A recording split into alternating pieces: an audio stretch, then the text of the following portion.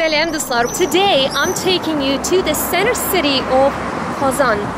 We're going to see the Kremlin area, and also there's a Kul Sharif mosque and some other historical sites of our beautiful city. This is the combination of the history that we see here, right? The Kremlin, some towers and stuff, and then on this side they built some very rich condo apartment buildings. Probably the wealthiest slice of our society in Kazan lives in here. It's beautiful. The view is gorgeous. This is that most beautiful building of Kazan. This is the Palace of Agriculture, or the Agriculture Ministry. The Palace of Agriculture, or İgençler Sarayı in Tatar, opened in 2010, and believe it or not, it only took 2 years to build this magnificent piece of art. The architect included different styles of architecture in designing the building, mix of classicism and the empire style. The reason that the building was named the Palace of Agriculture is that the office of the Ministry of Agriculture of Tatarstan is located in that building.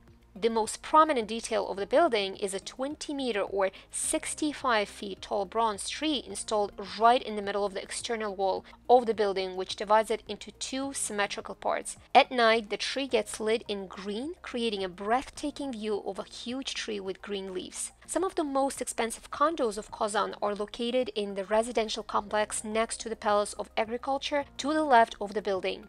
Prices vary between $700,000 and $1 million for 2 to 3 bedroom condos, versus an average condo of the same size in Kazan is somewhere between $50,000 and $90,000.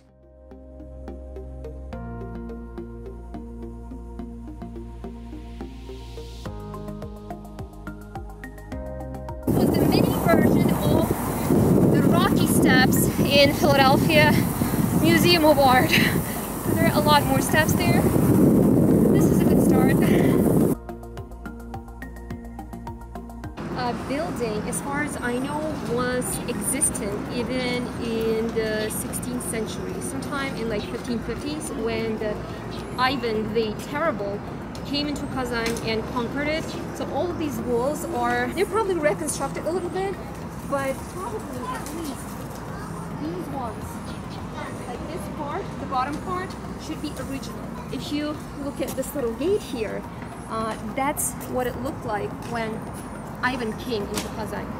And so these are the walls, I guess, that they used to kind of protect from the invaders. So I feel like I'm actually touching the history. Up until 1552, when Ivan the Terrible conquered Kazan Khanate, it was an independent state with its own Khan, or a president speaking in modern language, government and set of laws. In the past 100 years prior to that, Russians made a few attempts in invading Kazan. However, Tatars showed strong self-defense. A lot of Tatar men died during that battle. Women and children were taken captive. Now we're continuing into the Kazan Kremlin territory. This is CMBK Manarası. This brown tower, and again, that's the original building from the 1500s. Just like the Leaning Tower of Pisa in Italy, Tatarstan has its own leaning tower, CMBK Manarası, the Tower of CMBK.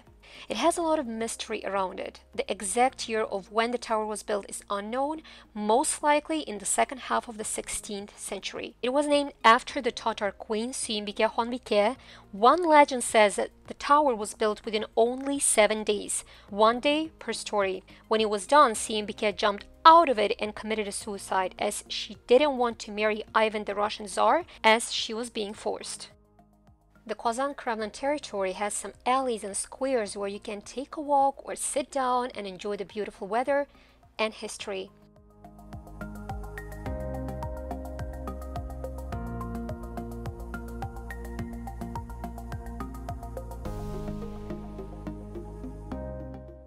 While we were walking, we came across this observation point from where you can enjoy the breathtaking views of the Kazan River, city skyline, and center city Kazan.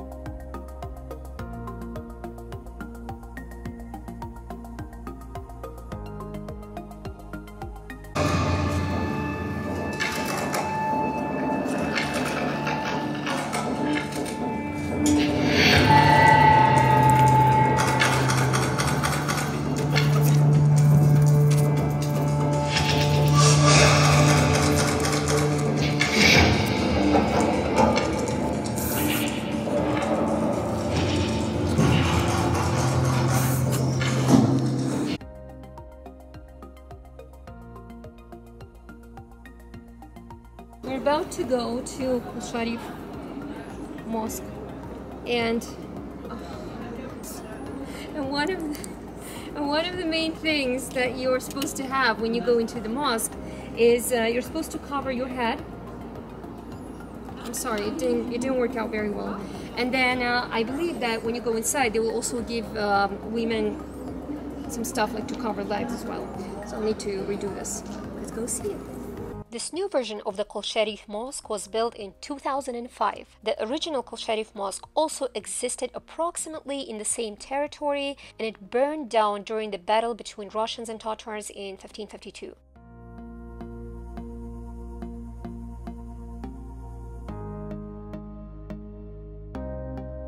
The main Kazan Imam or priest Kol Sharif, who was one of the leaders of the battle from the Tatar side, also died then. This is the prayers time now. So beautiful.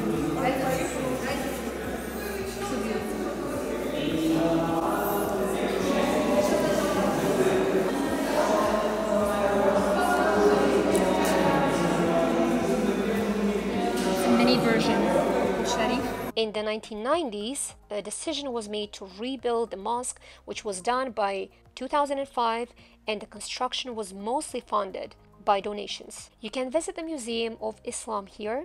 Also, they hold a lot of Islamic wedding ceremonies called nikah here. When you go to the top floor from the balcony, you will be able to observe prayers. The dome ceiling is decorated in Islamic style. On the walls of the dome, you can see 99 names of Allah and the names of prophets in Arabic.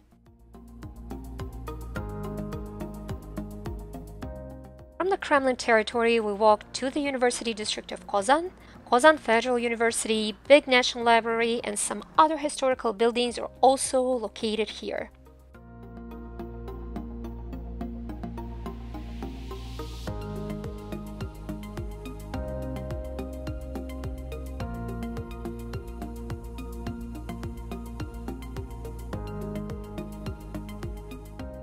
Hope you enjoy the tour. Subscribe, like, and comment below, and I'll see you next time. Hoş dostlar.